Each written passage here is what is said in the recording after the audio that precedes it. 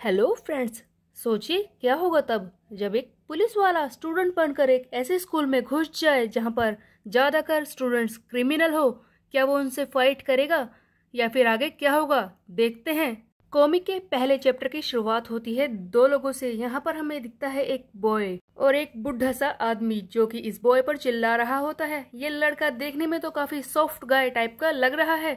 दोनों ही कार में बैठे होते हैं, तभी हम देखते हैं कि वो ओल्ड मैन इस लड़के पर चिल्ला रहा होता है कि देखो, वहां जाकर तो बस तुम्हें इस बारे में इन्वेस्टिगेट करना है, इससे ज्यादा कुछ करने की सोचना मत। इस वक्त तुम ऑफिशियली हॉलीडे पर हो, ये बात याद रखना। सब कुछ मिलाकर सारी छुट्टियां जो तुमने नहीं ली है उन्हें मिलाकर बस एक ही महीना निकलता है, उसी में तुम्हें सब कुछ पता लगाना होगा। मेरी बात सुन रहे हो तुम? वो लड़का कहता है कि हाँ हाँ मैं समझ गया, अपने हाथ को काबू में रखो, परेशान करना बंद करो। तब वो ओल्ड मैन फिर से कहता है कि कान खोलकर सुन लो मेरी बात, तुम्हारे पास बस एक महीने का ही वक्त है, इससे पहले ही तुम्हें अपना मिशन खत्म करना होगा। अच्छा होगा कि तुम उससे पहले ही वापस आ जाओ।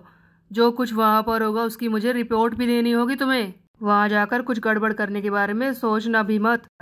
तुम ऐसे चिपके बैठे हो, मुझे जवाब दो, मैं कुछ पूछ रहा हूँ तुमसे। तब वो लड़का कहता है कि ठीक है मैं समझ गया, मैं सचमुच मजाक नहीं कर रहा। अगर ऐसा है मुझे वहां पर जाना होगा तो मुझे सीरियस होना पड़ेगा सारी चीजों को ठीक करने के लिए। तभी हम देखते हैं कि ये लड़का अपनी जेब में से एक कार्ड निकालकर इस ओल्ड मैन को देता है जिस पर लिखा होता है नेशनल पुलिस अकेडमी।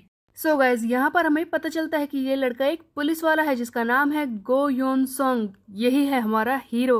ये अपना कार्ड निकालकर अपने सुपीरियर को देता है और कहता है कि आप इसे अपने पास रख लीजिए, वैसे भी मैं चेयरमैन को परेशान नहीं करना चाहता। तब वो ओल्ड मैन कहता है कि ये बॉय, तुम सचमुच इस कार्ड को मुझे दे रहे हो? तुम्हारा दिमाग खराब हो गया क्या? तब योनसंग कहता है कि मेरी बात को ध्यान से सुनिए, मैं जानता हूँ कि चेयरमैन को इस बारे में पता है कि उस केस के सारे सबूत गायब हो चुके हैं और जो भी अपराधी हमने पकड़े थे वो भी छूट चुके हैं। हमारे पास कोई और रास्ता नहीं है और मुझे ये भी पता है कि ऊपर से ऑर्डर है कि मुझे पूरी तरह से रोक दिया जाए, कोई और इन्वेस्टिगेशन आगे ना करने दिया जाए। इसीलिए मैं चाहता हूँ कि आप इसे अपने पास रख लीजिए। मैं किसी के लिए परेशानी नहीं खड़ी करना चाहता। सो बेसिकली यहाँ तक समझ में आता है कि ये लड़का योनसंग जो कि एक पुलिस वाला है, ये किसी मिशन पर आया है, किसी केस के बारे में बात कर रहा होता है जिसके एविडेंस गायब हो चुके हैं और उसके लिए जो अपराधी इस लड़के ने पकड़े थे वो भी छूट चुके हैं। योनसंग आगे अपने सुपीरियर से कहता है कि आप मेरी चिंता मत कीजिए, छोटी छोटी चीजों से ही बड़ी शुरुआत होती है। अब इस बार मैं उन लोगों को जो मेरे खिलाफ है नीचे लाकर ही रहूंगा। योनसंग ये कहकर वहां से जाने लगता है। तभी इसका सुपीरियर फिर से चिल्लाता है कि मेरी बात को ध्यान से सुन लो, तुम जा तो रहे हो वहां, लेकिन कोई गड़बड़ मत करना, किसी को पीटना मत। मेरी बात सुन रहे हो ना? जैसे ही तुमने किसी को पीटा मिशन खत्म हो जाएगा, वापस आना पड़ेगा तुम्हें। बट युनसंग बिल्कुल भी ध्यान नहीं दे रहा होता है और चुपचाप एक बिल्डिंग के अंदर जाने वाला होता है। ये पुलिसमैन गो युनसंग आकर एक बिल्डिंग के दरवाजे पर खड़ा हो जाता है। हम देखते हैं कि ये बिल्डिंग कुछ और नहीं, एक हाई स्कूल है मिचियोन में। इसका नाम है मिचियोन हाई स्कूल, जिसके बारे में युनसंग हमें बताना शुरू करता है कि यह है मिचियोन का मिचियोन हाई स्कूल। गाइज जैसा कि आपने लुकिस में देखा होगा कि एक जगह का नाम था इचियोन, सो ये इचियोन ही इस कॉमिक में मिचियोन के नाम से दिखाई गई है। युनसंग आगे कहता है कि इस स्कूल के बारे में यानी कि मिचियोन हाई स्कूल के बारे में एक बहुत ही बड़ा रूमर है कि यहाँ पर गैंगस्टर्स को ट्रेन किया जाता है। ये सब बताते हुए हम देखते हैं कि युनसंग बिल्डिंग के अंदर चला जाता है। एक्चुअल में स्कूल में एंटर होकर एक क्लास में जाता है, वहां पर अपना नाम बताता है कि मेरा नाम है गो युनसंग। एक ऐसा स्कूल जहां पर गैंगस्टर को ट्रेनिंग मिलती है। इस स्कूल में आ चुका है एक पुलिस वाला, अब क्या होगा आइए देखते हैं। युनसंग सभी को हेलो कहता है चुपचाप और अपना नाम बताकर अपनी सीट पर जाकर बैठता है। यहाँ पर युनसंग स्कूल के बारे में बता रहा है कि ये स्कूल बहुत सारे अजीब लड़कों से भरा पड़ा है जो काफी ज्यादा खतरनाक हो सकते हैं, क्योंकि इसका एक बहुत ही बड़ा रीजन है, इस स्कूल में कोई भी अच्छी पनिशमेंट है ही नहीं। ना तो यहाँ से किसी स्टूडेंट को डिसमिस किया जा सकता है और ना ही यहाँ पर किसी को फोर्स किया जाता है दूसरे स्कूल में जाने के लिए। सो जैसे भी इस बात को समझे, ये स्कूल एकदम बेकार है और इस चीज को बेकार करने के लिए, इस स्कूल को बेकार करने के लिए एक बहुत ही बड़ा रीजन है। आगे युनसंग स्कूल के बारे में कुछ इन्फॉर्मेशन बताने लगता है, जहाँ पर हमें एक आदमी के बारे में बताया जाता है जो कि इस जगह का प्रेसिडेंट डायरेक्टर है। युनसंग कहता है कि ये कुछ सालों पहले की बात है। मिचियोन सिटी काउंसिल मेंबर जिसका नाम है लिम जायोंग वो इस स्कूल का प्रेसिडेंट डायरेक्टर भी था। इसके अलावा वो आदमी मिचियोन मार्केट एंड मर्चेंट एसोसिएशन का भी सीईओ था। सो बेसिकली एक ऐसा आदमी जिसका नाम होता है लिम जायोंग, जो कि 2 जगहों का लीडर है। एक जगह है मिचियोन मार्केट एसोसिएशन जहां पर वो सीईओ है, और दूसरा है इस पूरे प्लेस का प्रेसिडेंट डायरेक्टर। और आगे युनसंग बताता है कि कुछ सालों पहले ये बात भी सबको पता थी कि मिचियोन मार्केट एसोसिएशन एक बहुत ही वॉयलेंट ग्रुप है जिसके बारे में हर कोई जानता है। सो गाइज, युनसंग कहना चाहता है कि लिम जायोंग एक ऐसे ग्रुप का सीईओ था जिसके बारे में हर कोई जानता था कि वो ग्रुप गुंडों से भरा हुआ है, और ऐसे ही ग्रुप का सीईओ इस स्कूल का भी प्रेसिडेंट था। कुछ खबरें ऐसी मिली कि एमएमटीए यानी कि मिचियोन मार्केट एसोसिएशन का ये ग्रुप स्टूडेंट्स का यूज करता था वॉयलेंस वाली एक्टिविटी करने के लिए। बेसिकली जैसे कि एक गुंडों का ग्रुप है जिसका लीडर इस स्कूल का भी लीडर है, वो इस स्कूल के बच्चों का यूज करता था अपने कामों को करवाने के लिए, जो भी गलत काम उसे करने थे। इसी बारे में युनसंग बताने की कोशिश कर रहा है। युनसंग आगे कहता है कि ये सारे रूमर्स बहुत ज्यादा फैलने लगे कि इस स्कूल यानी कि म्यूनसंग हाई स्कूल के सबसे ज्यादा बच्चे इस एमएमटीए ग्रुप में लिए जाते हैं। उन लोगों को गुंडा बनाया जाता है इस एसोसिएशन के जरिए, और यहाँ पर इस स्कूल में ही उन्हें ट्रेनिंग दी जाती है गुंडा बनने के लिए। ऑफ कोर्स ये सारी बातें रूमर्स ही हैं जिनके बारे में कोई सबूत नहीं है। हो सकता है कि ये सब झूठ भी हो, लेकिन क्या ये सचमुच सब कुछ झूठ है या फिर इसके पीछे कुछ सच भी हो सकता है? इसी बारे में मैं पता करने के लिए इस स्कूल में आ चुका हूँ।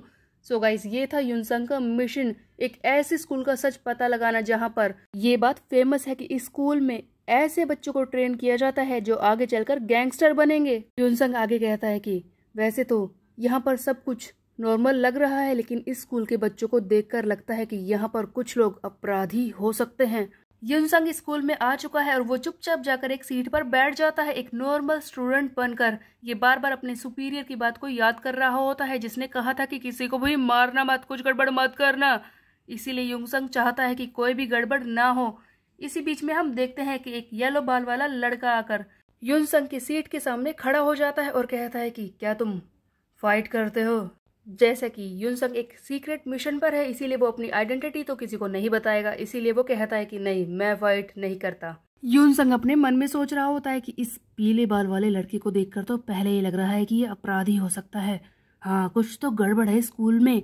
तभी हम देखते हैं कि वो येलो हेयर वाला लड़का चुपचाप युनसंग से कहता है कि ओह, तो तुम फाइट नहीं करते?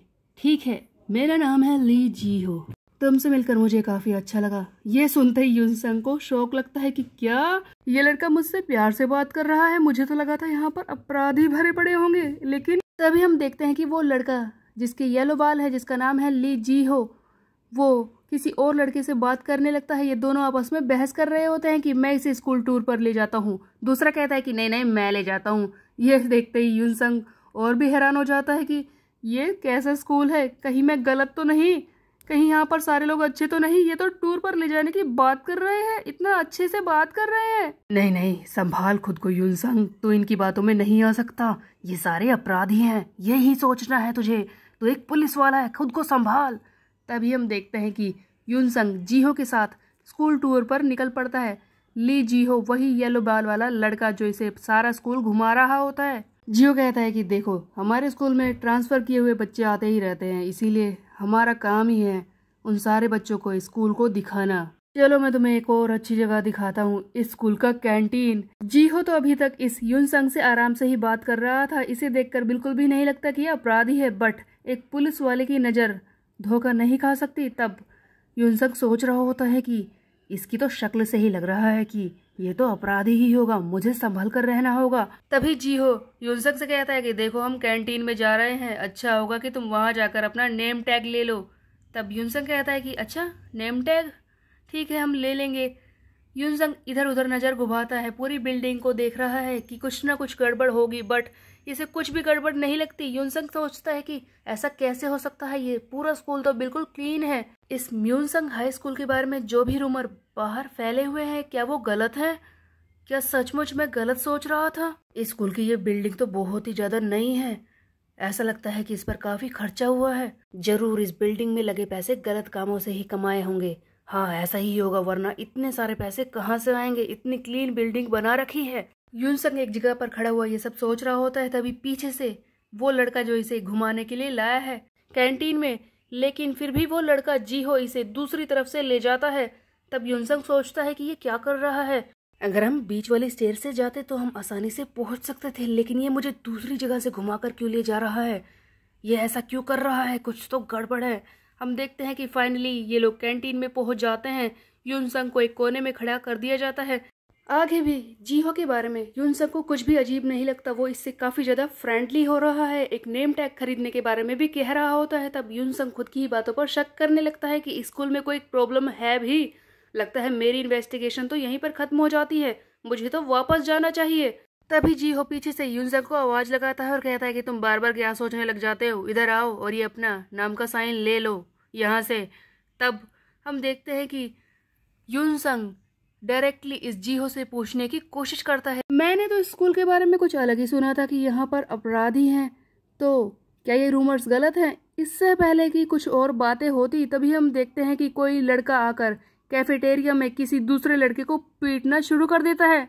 यहाँ पर होती है एक लड़के की एंट्री जिसके ग्रीन बाल है। इसकी तो शक्ल से ही लग रहा है कि अपराधी है। ये अपने बारे में बताना शुरू करता है कि तुम लोग घूर क्या रहे हो, मेरा नाम है चियोन वैंग। इन इडियट्स ने मुझसे दोबारा लड़ने की कोशिश की थी, इनकी इतनी हिम्मत कैसे हुई, जाओ अपने ग्रुप के लीडर को बुला कर लाओ। तभी हम देखते हैं कि ये चियोन वैंग आगे बढ़ता है और जीहो से, यानी कि जो यूनसंग के साथ वो येलो बाल वाला लड़का है, उससे बात करना शुरू करता है और कहता है कि क्या कर रहा है तू यहाँ पर, तेरा लीडर कौन है, तेरे ग्रुप के लीडर को बुला यहाँ पर। तभी ये यूनसंग की तरफ देखता है और कहता है कि ये स्मॉल डॉग कौन है। यूनसंग को लगता है कि यहाँ पर लड़ाई होने वाली है। वो चुपचाप बात खत्म करने के लिए इस चियोन वैंग को काबू में करने की कोशिश करता है, लेकिन इससे पहले कि यूनसंग कुछ करता है हम देखते हैं कि चियोन वैंग बहुत ही जोर से यून को मारता है। वो बहुत ही दूर जाकर गिरता है। यूनसंग कहता है कि ये क्या था, ओ गॉड डैम, मेरा हाथ, मुझे लग गई। खत्म हुआ, वो सब खत्म हुआ जो मैंने सोचा था, यहाँ पर सारे अपराधी ही हैं, मैं जानता था। तभी हम देखते हैं कि वो ग्रीन हेयर वाला चियोन वैंग इस दूसरे लड़के, पीले बाल वाले लड़के को, यानी कि जीहो को मारने की कोशिश करता है और कहता है कि तू मुझे देखकर हंस रहा था ना, इसमें क्या मजाक है। तब ये जीहो कहता है कि हाँ तूने सही कहा, मजाक तो है, ये सचमुच हंसने वाला है। अपनी तारीफ दूसरों के सामने करना, जिसका सियोल यूनिवर्सिटी में पहला प्लेस है, उसके अलावा ट्रांसफर स्टूडेंट, तू भी मेरी बात सुन ले। ये यूनसंग से कहता है कि तू भी मेरी बात को कान खोलकर सुन ले। थोड़ी देर पहले तूने मुझसे क्या पूछा था कि यहाँ पर कोई है जो परेशानी खड़ी करेगा? हाँ, यहाँ तुझे ऐसा कोई नहीं दिखेगा क्योंकि उन सब का ख्याल तो पहले ही रख लिया गया है। तभी हम देखते हैं कि जीहो इस ग्रीन बाल वाले लड़के यानी कि चियोन वैंग को बहुत ही जोर से मारना शुरू करता है और कहता है कि क्या कहा था तूने, ग्रुप लीडर? तो ग्रुप लीडर है, हाँ, ग्रुप लीडर हो या फिर ग्रुप हेड, कोई भी यहाँ पर आ जाए, ये स्कूल फाइटिंग के लिए बेस्ट है, यहाँ पर होते हैं सभी चैंप, समझा? ग्रुप लीडर यहाँ पर कुछ नहीं है। यूनसंग इस जीहो का ये रूप देखकर तो बहुत ही ज्यादा हैरान रह जाता है। तब आगे ये जीहो कहता है कि जब फाइटिंग की बात हो तो ये स्कूल काफी ज्यादा बेस्ट है। ये यूनसंग की तरफ आगे बढ़ता है, जो टैग इसने यूनसंग के लिए खरीदा था वो इसे देता है। तब यूनसंग कहता है कि ये टैग, इस पर तो मेरा नाम नहीं है। तब जीहो कहता है कि इससे फर्क नहीं पड़ता, तुम्हें ये टैग लेना ही होगा, मेरी बात को कान खोलकर सुन लो, मैं एक ही बार समझाऊंगा। ये म्योंग हाई स्कूल 2 ग्रुप्स में बटा हुआ है। एक ग्रुप है उन लोगों का जो फाइट नहीं करते और एक है जो फाइट करते हैं। जो फाइट नहीं करते हैं उन्हें कहते हैं लर्नर्स। जैसे कि तुमने ही कहा था कि तुम्हें फाइट करना पसंद नहीं है ना, तो इसीलिए ये लर्नर्स वाला टैग तुम्हारे लिए है, जिसे तुम्हें हर वक्त लगाकर घूमना होगा। दूसरे होते हैं फाइटर्स। इस दूसरे ग्रुप में वो लोग होते हैं जो फाइट करना पसंद करते हैं। वैसे तुम्हें चिंता करने की जरूरत नहीं है क्योंकि फाइटर्स किसी भी लर्नर को बिना किसी बात के परेशान नहीं करते, क्योंकि यहाँ का बेसिक रूल यही है कि वो किसी को भी बिना बात के परेशान नहीं करते हैं। तुम्हें ये टैग अपने ऊपर लगाकर घूमना होगा, समझे? सबसे जरूरी दूसरा रूल यहाँ पर यही है कि तुम्हारे लिए नेम टैग किसने खरीदा है, और वो हूँ मैं, ली जीहो, जिसने तुम्हें ये नेम टैग दिया है। इस टैग की कीमत है 5000 वॉन, जिसे तुम्हें सही तरीके से यूज करना होगा, समझे? एक और जरूरी बात, तुमने देखा ही होगा कि स्कूल के मिडल में स्टेयर्स हैं, उस सीढ़ियों पर कभी दोबारा मत चढ़ना, क्योंकि वो फाइटर्स के लिए हैं। जो भी फाइट करना पसंद करते हैं वही फाइटर्स वहाँ से गुजरते हैं, किसी और को वहाँ से जाना अलाउड नहीं है। इस बात को हमेशा ध्यान रखना, आगे से कोई गड़बड़ मत करना। तब ये जीहो वहां से चला जाता है। इसे देखकर यूनसंग हैरान हो जाता है और कहता है कि मैंने तो पहले ही गैस किया था इस लड़के के बारे में कि इस लड़के के साथ कुछ ना कुछ गड़बड़ जरूर है। सो गाइस, ये था पूरा चैप्टर जो काफी ज्यादा कॉम्प्लिकेटेड था। एक ऐसे स्कूल जहाँ पर क्रिमिनल्स भरे पड़े हैं, जो पूरा स्कूल दो ग्रुप्स में बटा हुआ है। एक तरफ है लर्नर्स जो फाइट नहीं करते, दूसरी तरफ है फाइटर्स जो खतरनाक हैं। और इन सब के बीच में फंस गया है एक पुलिस वाला जिसका नाम है यूनसंग। अब किस तरह से ये सिचुएशन को सॉल्व करेगा, किस तरह से स्कूल का पर्दाफाश करेगा और किस तरह से ये एक केस को सुलझाएगा, ये हम देखेंगे आगे आने वाले चैप्टर में। तब तक के लिए मेरे चैनल को सब्सक्राइब कर ले। Bye bye.